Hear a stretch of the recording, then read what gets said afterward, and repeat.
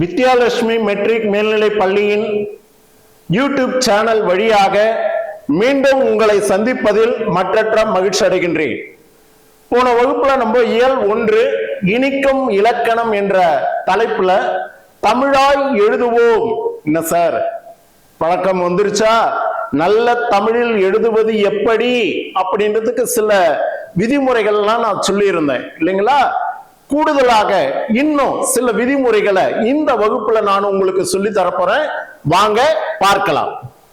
இந்த மயங்கொலி எழுத்துக்கள் அப்படின்றத போன வகுப்புல நான் உங்களுக்கு சொல்லி இருந்தேன். ஒரு 8 எழுத்துக்கள் மயங்கொலி எழுத்துக்கள் அப்படின்னு சொல்லி இருந்தேன் இல்லையா? ஏன்னா இந்த எழுத்துக்களை நம்ம மாற்றி எழுதும் போது பொருள் மயக்கம் ஏற்படுகிறது, அதனாலதான் தமிழ்ல பிழை ஏற்படுகிறது அப்படின்னு சொல்லி இருந்தோம்.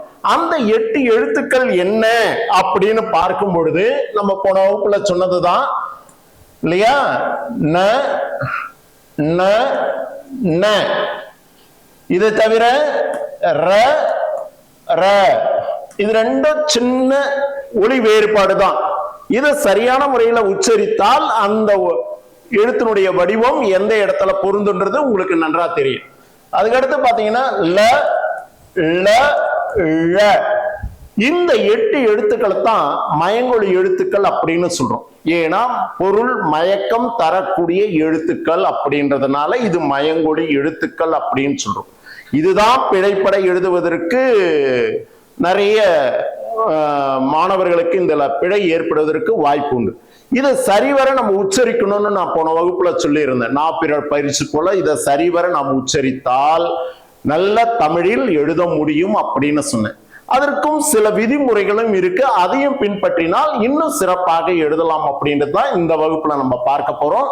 பாருங்க என்ன கொடுத்திருக்கேன். இவ்வெழுத்துக்களுக்கு சில அடிப்படை இலக்கணத்தையும் கசடர கற்றால் இன்றியமையாத கற்றல் பணியாகும். கசடர கற்றல்னா என்ன சார்? பிழையின்றி கற்றல். இந்த விதிமுறைகளை கற்றால் இன்றியமையாத கற்றல் பணியாகும்.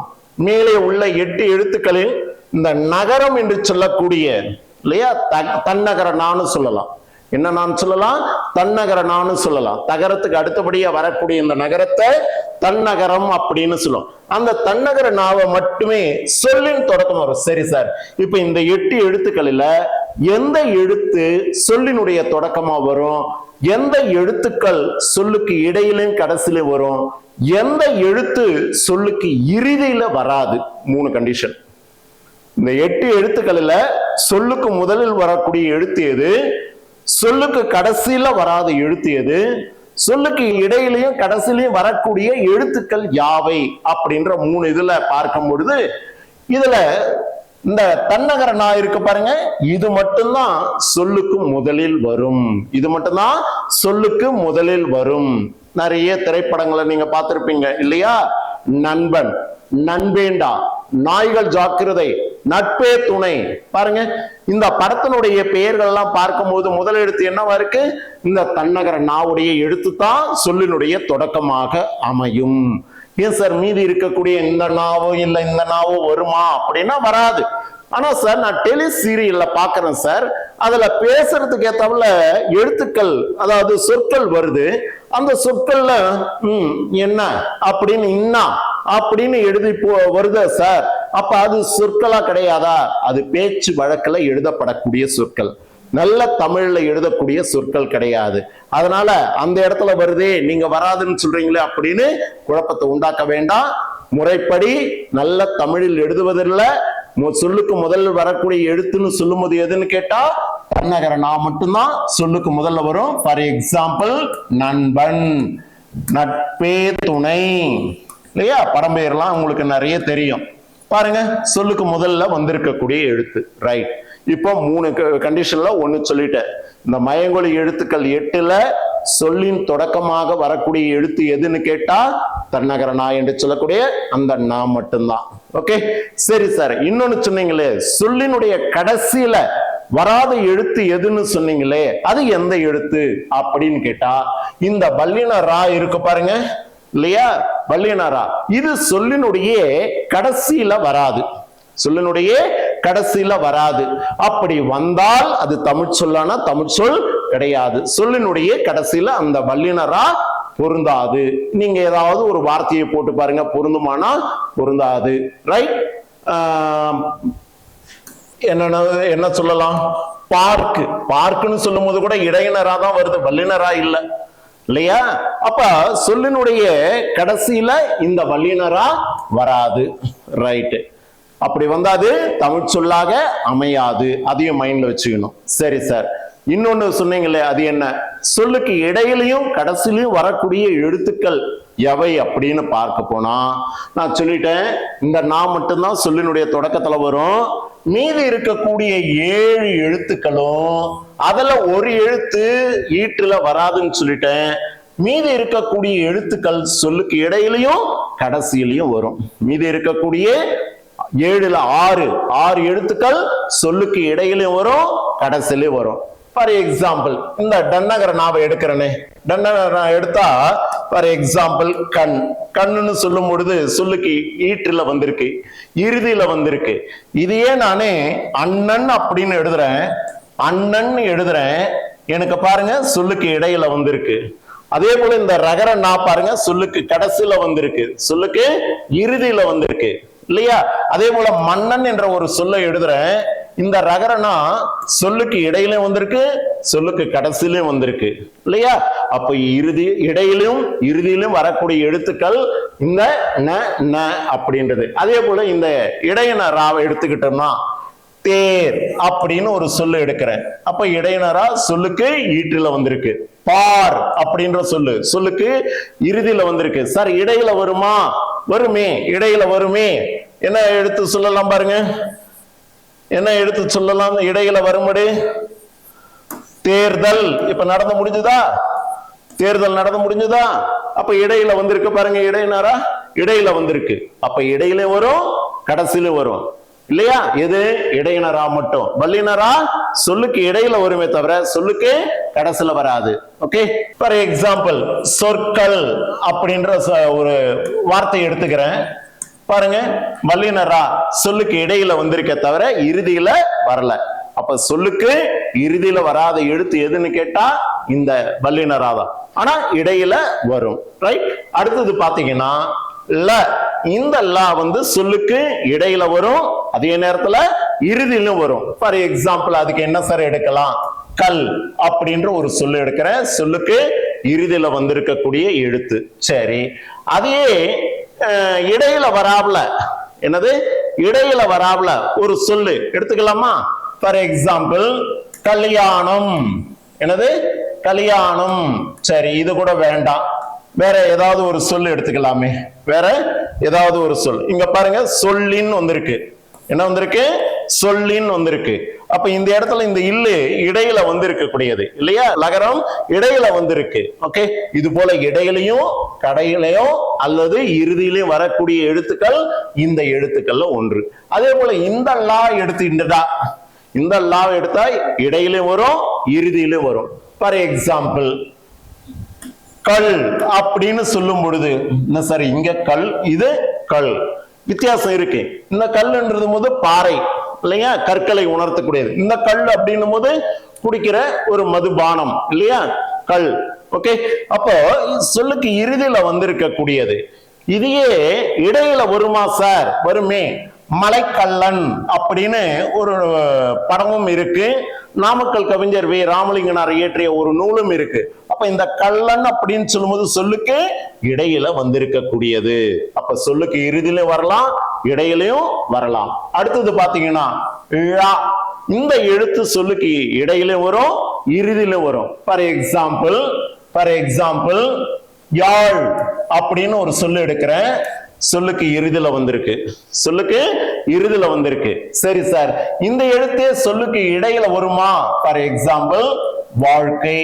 என்ன எடுத்துக்கிட்ட? வாழ்க்கை. இப்ப பாருங்க சொல்லுக்கு இடையில வந்திருக்கு. ஓகே?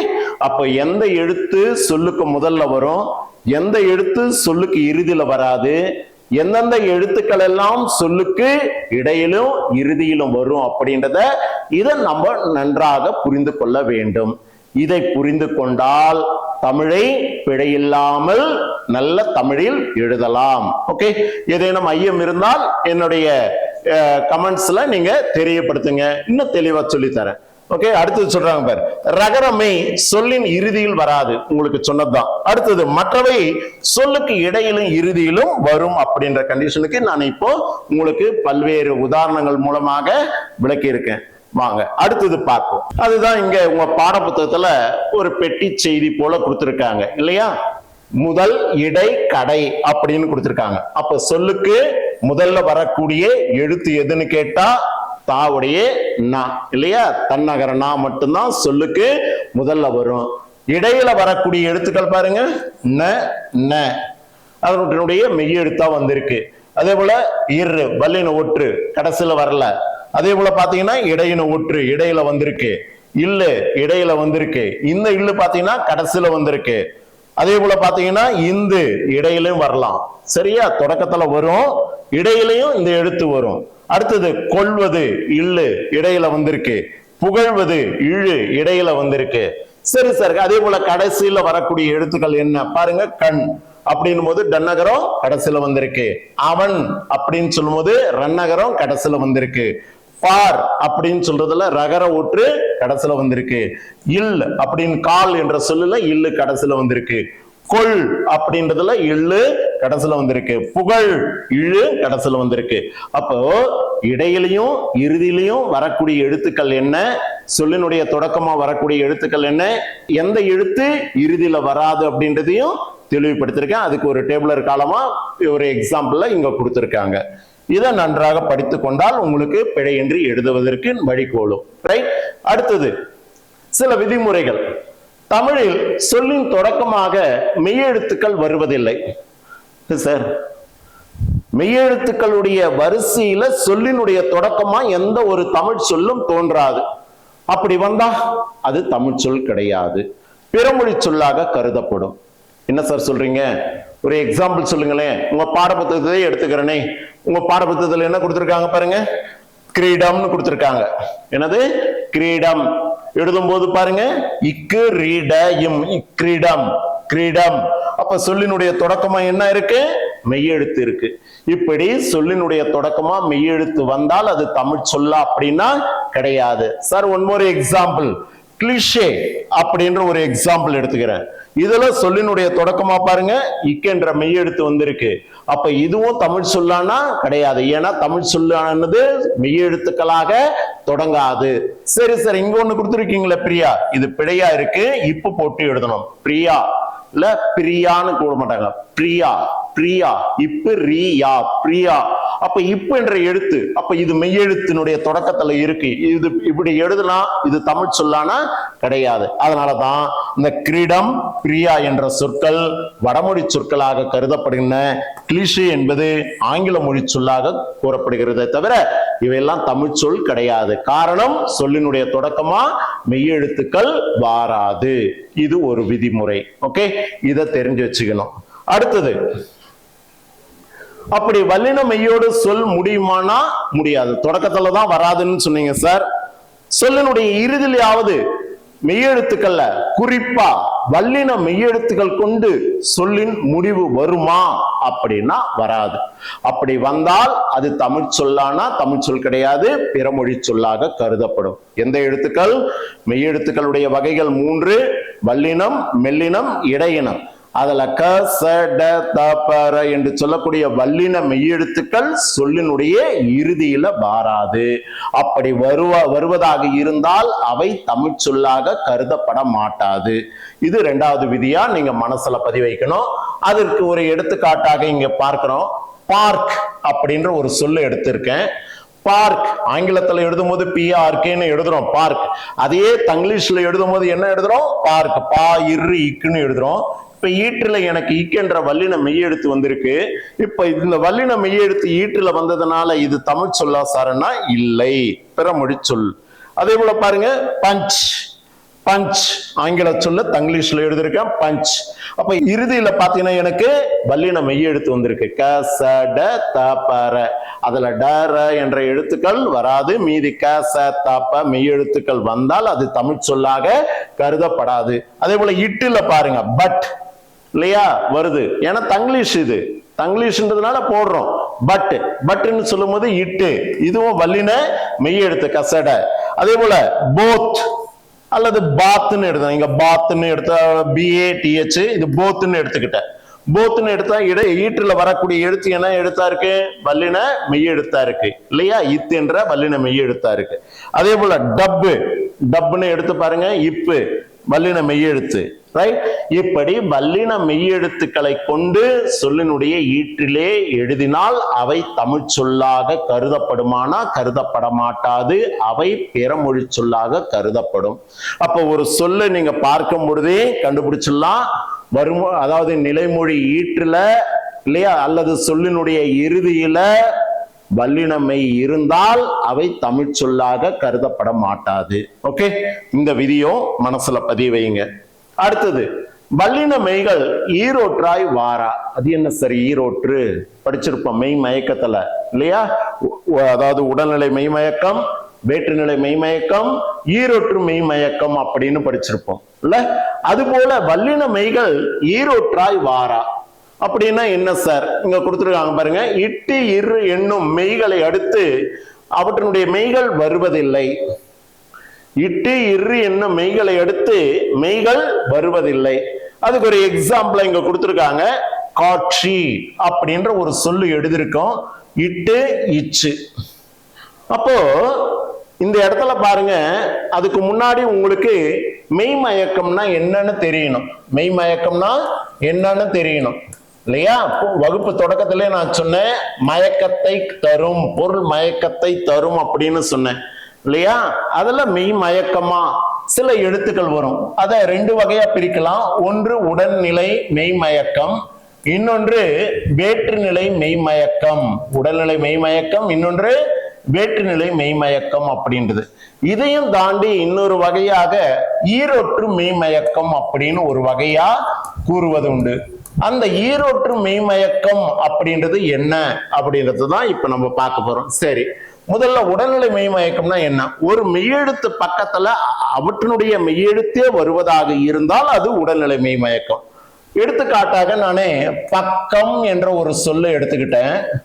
இப்ப இக்கென்ற மெய்யெழுத்துக்கு பக்கத்துல அவற்றினுடைய மெய்யெழுத்தே வந்திருக்கு. சரி, அது உயிர் மெய்யெழுத்து தானே? ஆமா, உயிர் மெய்யெழுத்து தான். பிரிச்சு பாருங்க, இக்கு கூட்டல் ஆ.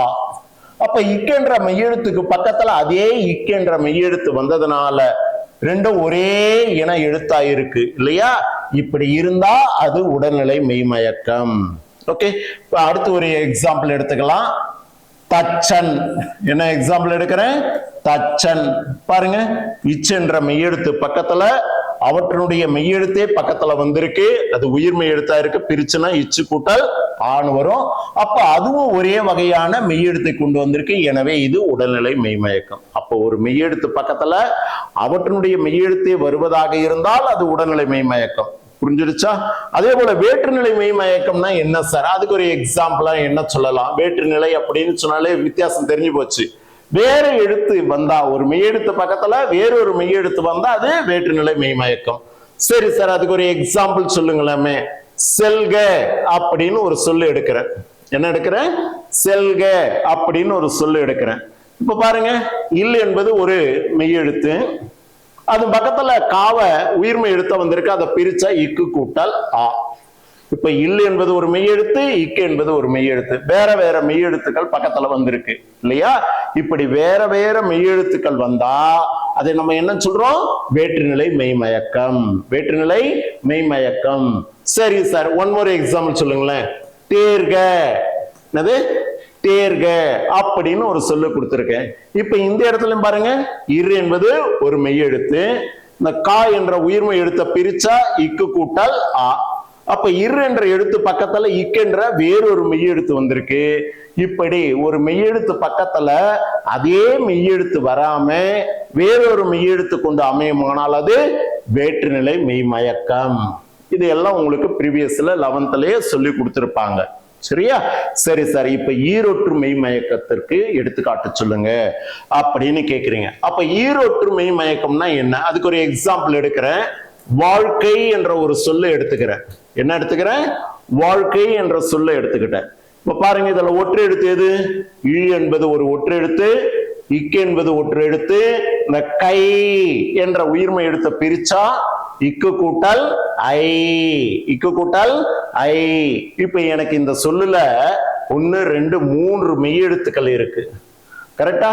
சரி சார், உடல்நிலை மெய் மயக்கமா பார்க்கும் பொழுது இக்கு இக்கு இந்த ரெண்டு பக்கத்துல அதே மெய் எழுத்து வந்ததுனால இத நான் உடல்நிலை மெய் மயக்கமா எடுக்கிறேன்.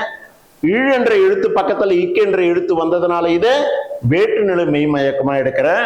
நான் தான் சொன்னேன் இல்லையா, ஒரு மெய்யெழுத்து பக்கத்துல அதே மெய்யெழுத்து வந்தா அது உடல்நிலை, ஒரு மெய்யெழுத்து பக்கத்துல வேறொரு மெய்யெழுத்து வந்தா அது வேற்றுநிலை மெய் மயக்கம்.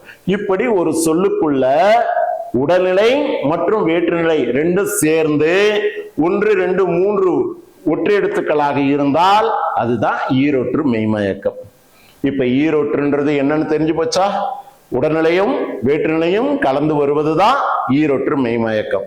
சரி, அது போல இந்த இடத்துல வல்லின மெய்கள் ஈரொற்றாய் வருமா? வல்லின மெய்கள் சொன்னாலே எது? கசட தப்பற என்று சொல்லக்கூடிய இந்த 6 மெய்யெழுத்துக்கள், இந்த 6 மெய்யெழுத்துக்கள் ஈரொற்றாய் வருமா அப்படின்னா வராது. ஈரொற்றாய் வருமானா வராது. அதுதான் இங்க காட்டுறேன். காட்சி என்ற சொல்லு எடுத்துக்கிற பாருங்க. இட்டு என்பது வல்லின மெய் எழுத்தா? கரெக்டா? இச்சு என்பது வல்லின மெய் எழுத்தா? சி இத பிரிக்கிறேன், இச்சு கூட்டல் இ. இச்சு என்பதும் வல்லின மெய் எழுத்து. அப்போ எனக்கு இது ஈரொற்று மெய் மயக்கமா சார் அப்படின்னு நீங்க கேக்குறீங்க. ஆமா, ஈரொற்று மெய் மயக்கமா தான் இருக்கு.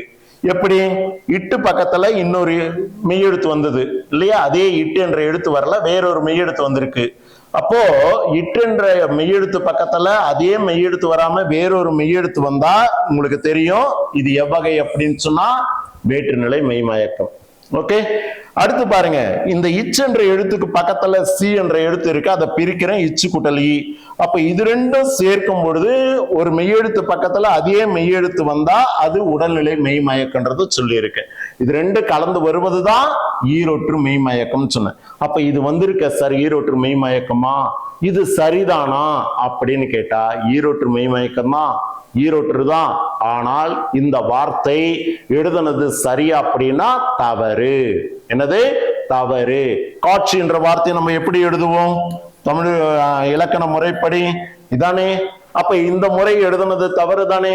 அப்ப காரணம் என்னன்னா வல்லின மெய்யெழுத்துக்கள் ஈரொற்றாய் வரக்கூடாது என்பதற்காக இந்த இலக்கணம். ஓகே, அடுத்தது அதே போல முயற்சி பாருங்க.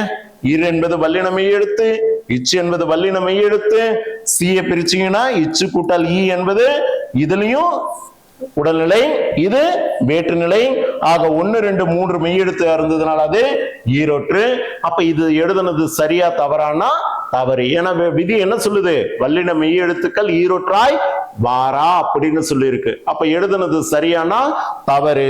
அப்ப இதை எப்படி சார் எழுதணும் அப்படின்னா முயற்சி அப்படின்னு எழுதுனாதான் சரி. இதானே எழுதுறோம் நம்ம மேல சொல்லப்பட்ட எழுத்தினுடைய வரிசையில எழுதுறோம் இல்ல, இதானே சரி. அப்ப நல்ல தமிழ் எழுதுவதற்கு உண்டான இலக்கணத்துல கொஞ்சம் கத்துக்கிட்டீங்க இல்லையா? வாங்க அடுத்தது பார்ப்போம்.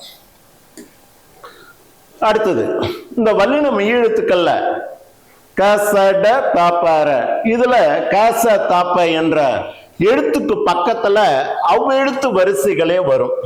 என்ன சார், வேற எழுத்துக்கள் வருமா? வரும். வேற எழுத்துக்கள் வருமா பார்ப்போம். கச தப்ப ஆகியவற்றின் பின் அவற்றின் எழுத்துக்கள் வரிசையே வரும். அப்படி இருந்தால் அது தமிழ் சொல். அதுக்கு ஒரு எக்ஸாம்பிள் பாருங்க. அப்ப பிற மொழிகள் வாரா, பிற மெய்கள் வாரா, வாரானா வராதா அப்படின்னா வராது. பிற மெய் எழுத்துக்கள் வராது. அப்படி வந்தால் அது தமிழ் சொல்லாக கருதப்பட மாட்டாது. இதையும் கண்டுபிடிச்சிடலாம் நீங்க. அப்போ வல்லின மெய்யெழுத்துக்கள்ல கச தப்ப என்ற மெய்யெழுத்துக்கு பக்கத்துல அவற்றினுடைய மெய்யெழுத்துக்கள் தான் வரணும். அப்படி வந்தாதான் அது தமிழ் சொல். மாறாக பிற மெய்யெழுத்துக்கள் வந்தால் அவை நல்ல தமிழ் சொற்கள் கிடையாது, பிற மொழி சொல்லாக கருதப்படும். சரியா? பாருங்க எக்ஸாம்பிள் பாருங்க. காக்கை என்ற ஒரு சொல்ல எடுத்திருக்கேன். இக்கு என்பது வல்லின மெய்யெழுத்து, அது பக்கத்துல கை என்ற உயிர்மை எழுத்த பிரிக்கிறேன், இக்கு கூட்டல் ஐ. அப்ப இக்கு என்ற மெய்யெழுத்து பக்கத்துல அவற்றினுடைய மெய்யெழுத்தே வந்திருக்கு. எக்ஸாம்பிளா முன்னாடி பார்த்தோம் பாத்தீங்களா, உடல்நிலை மெய்மயக்கம். அந்த அடிப்படையில வந்திருக்கு. இப்படித்தான் இந்த 4 எழுத்துக்களும் அமையுமே தவிர பிற எழுத்துக்கள், பிற மெய் எழுத்துக்கள் வாரா. அப்படி வந்தால் அது தமிழ் சொல்லாக கருதப்படாது. ரைட். அடுத்தது பச்சை.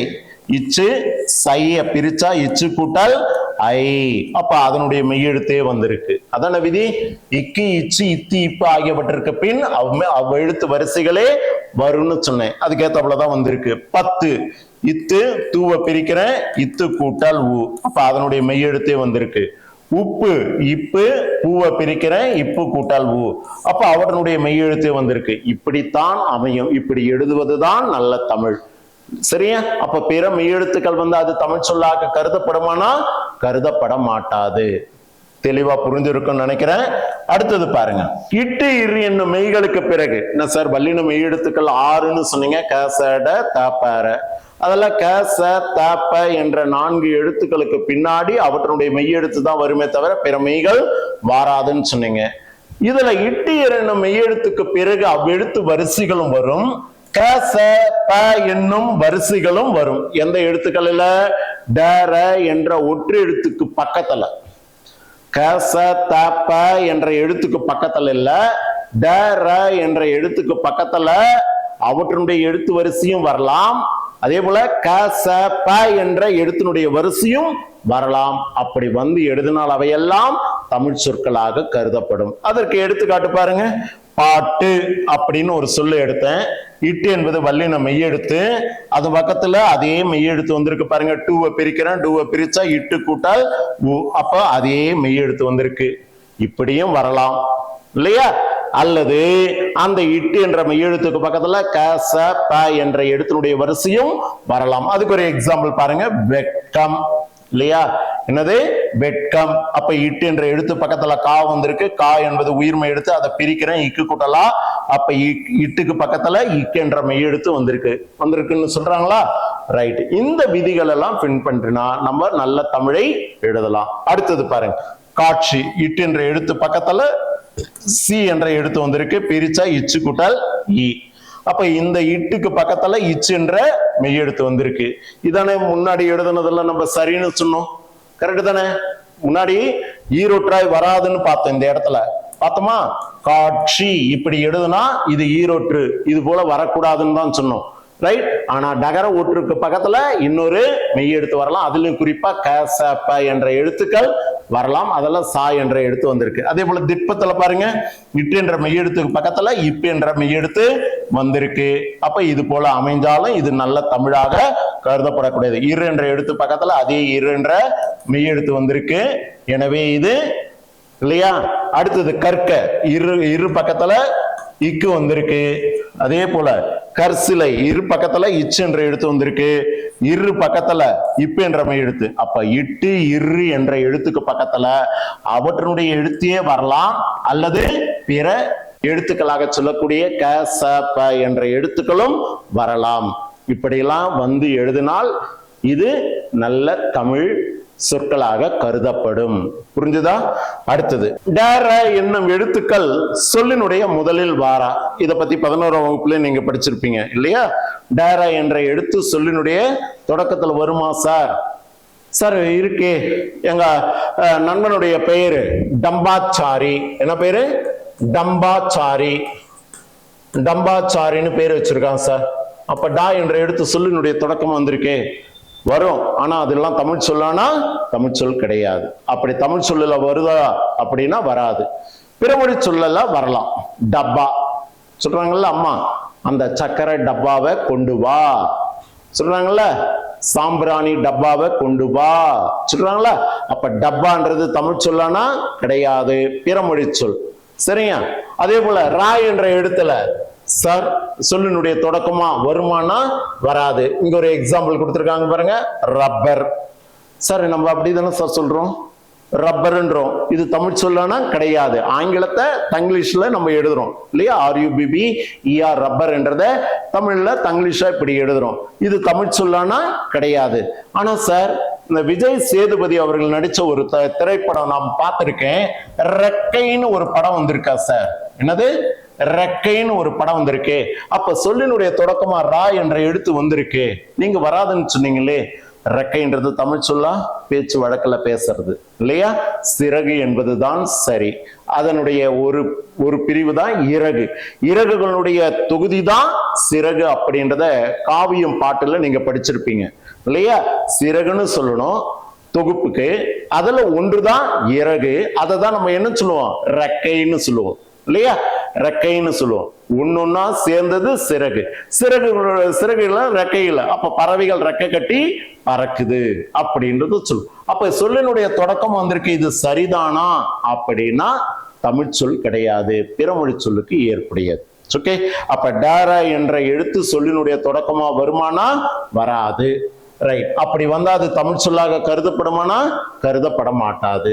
சரி, இப்ப நம்ம இதுவரைக்கும் பார்த்தது இது என்ன பார்த்திருக்கோம் அப்படின்னு சொன்னா, வல்லின எழுத்துக்களை எந்த இடத்துல வரும், எப்படி எல்லாம் வரும் அப்படின்ற விதிமுறைகளை இந்த வகுப்புல நம்ம பார்த்து தெரிஞ்சிருக்கோம். இனி அடுத்தடுத்த எழுத்துக்கள், இன்னும் இருக்கக்கூடிய எழுத்துக்கள் எப்படியெல்லாம் வந்தா அவையெல்லாம் தமிழ் சொல் அப்படின்றத உங்களுக்கு பல்வேறு உதாரணங்கள் மூலமாக விளக்க போறேன். அதுவரைக்கும் உங்களிடமிருந்து விடைபெறுவது உங்கள் தமிழாசிரியர். நன்றி, வணக்கம்.